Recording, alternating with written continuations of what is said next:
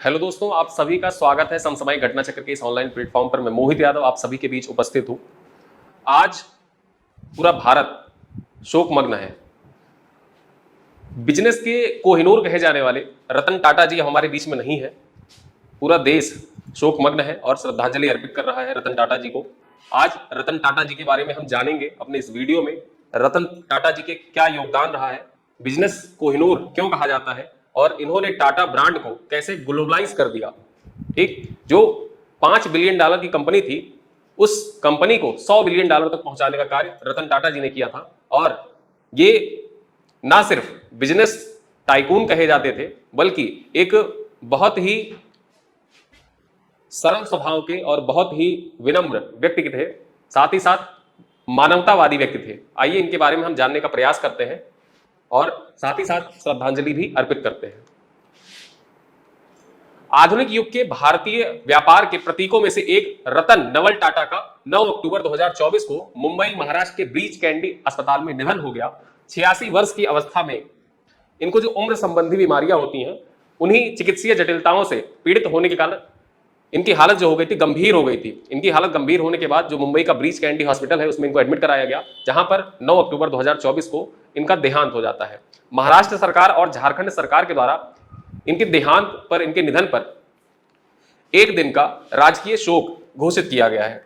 आगे हम बात करें तो अब हम जानते हैं रतन टाटा जी के बारे में, कुछ चीजें जान लेते हैं। रतन नवल टाटा का जन्म 28 दिसंबर 1937 को सोनू और नवल टाटा के घर हुआ था।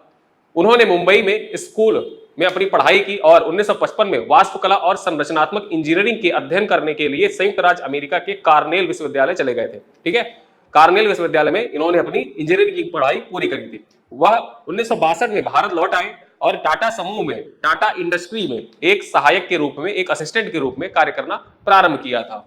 उसके बाद अगर हम देखें तो टाटा समूह को एक बहुराष्ट्रीय कंपनी बनाने में उनकी भूमिका क्या थी, तो जमशेदजी टाटा ने महाराष्ट्र में एक कपास मिल की स्थापना करके टाटा समूह की स्थापना की थी। टाटा समूह एक विविध व्यवसाय समूह है जो स्टील, सीमेंट, कपड़ा, पनबिजली, कृषि उपकरण, ट्रक, लोकोमोटिव, सॉफ्टवेयर, आतिथ्य क्षेत्र आदि क्षेत्रों में व्यवसाय करता है। टाटा सन्स की अगर हम बात करें तो टाटा सन्स टाटा समूह के, ठीक, टाटा समूह की कंपनियों को नियंत्रित करता है। जो टाटा सन्स है वही ही टाटा समूह की कंपनियों को नियंत्रित करता है।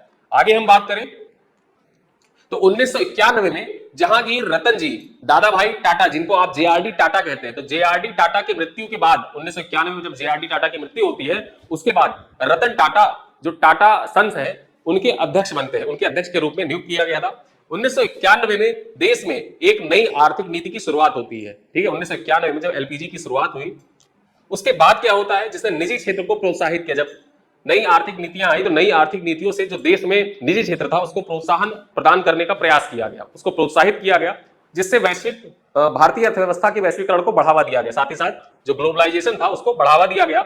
रतन टाटा के नेतृत्व में टाटा समूह ने अपने व्यवसाय का विस्तार किया और एक बहुराष्ट्रीय कंपनी बनने का लक्ष्य रखा। उनके कार्यकाल के दौरान टाटा समूह ने लंदन स्थित टेटली टी, ठीक है, टेटली टी जो लंदन स्थित है, यूनाइटेड किंगडम में अवस्थित है, लंकाशायर में इसकी स्थापना हुई थी।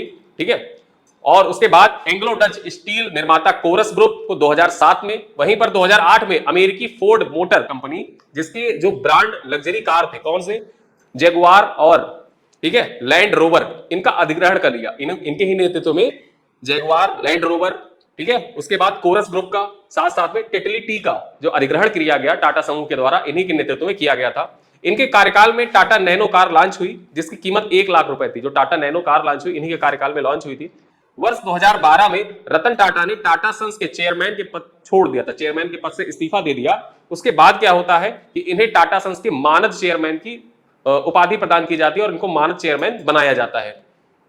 पुरस्कार और सम्मान के बारे में बात कर लें तो कौन कौन से पुरस्कार और सम्मान हैं जो रतन टाटा जी को प्रदान किए गए इनके कार्यों के लिए, वो आज हम जान लेते हैं। तो अपने शानदार जीवन काल के दौरान रतन टाटा को भी विभिन्न पुरस्कार एवं प्रशस्ति पत्रों से सम्मानित किया गया। उन्हें दिए गए कुछ महत्वपूर्ण पुरस्कार सम्मान इस प्रकार है। पद्म विभूषण प्रदान किया गया वर्ष 2008 में, जो भारत का दूसरा सर्वोच्च नागरिक सम्मान है पद्म विभूषण, वो 2008 में रतन टाटा जी को प्रदान किया गया। वहीं अगर हम पद्म भूषण की बात करें तो वर्ष 2000 में, यानी कि सन 2000 में जो भारत का तीसरा सर्वोच्च नागरिक सम्मान है पद्म भूषण, वो प्रदान किया गया।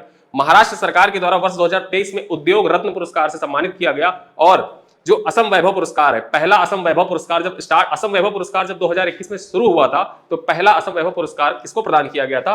वो रतन टाटा जी को प्रदान किया गया था। वहीं अगर जो देखा जाए तो Kalinga institute of social sciences के द्वारा, ठीक है, यानी कि किस ह्यूमैनिटेरियन अवार्ड इनको प्रदान किया गया रतन टाटा जी को। आगे हम बात करें तो विदेशी पुरस्कारों के बारे में जान लेते हैं, कौन कौन से विदेशी पुरस्कार इनको प्रदान किए गए। तो मानद Knight Grand Cross of Order of the British Empire United Kingdom के द्वारा 2009 में प्रदान किया गया। Commander of the Legion of Honour France सरकार के द्वारा वर्ष 2016 में प्रदान किया गया।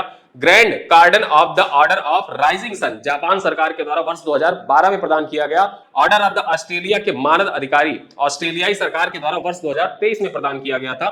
वहीं हम बात करें तो इतालवी गणराज्य के ऑर्डर ऑफ द मेरिट के ग्रैंड ऑफिसर ये इटली सरकार के द्वारा प्रदान किया गया, कब? वर्ष 2009 में। उरुग्वे की ओरिएंटल गणराज्य का पदक उरुग्वे सरकार के द्वारा वर्ष 2004 में रतन टाटा जी को प्रदान किया गया था। ठीक है, तो यहाँ पे रतन टाटा जी से संबंधित जो महत्वपूर्ण परीक्षा उपयोगी तथ्य थे जो आपकी परीक्षाओं में पूछे जा सकते हैं, उन सारे तथ्यों पे हमने चर्चा कर ली। एक प्रश्न है आपके लिए कि भारत सरकार द्वारा रतन टाटा को पद्म विभूषण से कब सम्मानित किया गया था? वर्ष 2004, वर्ष 2012, वर्ष 2008 या वर्ष 2002?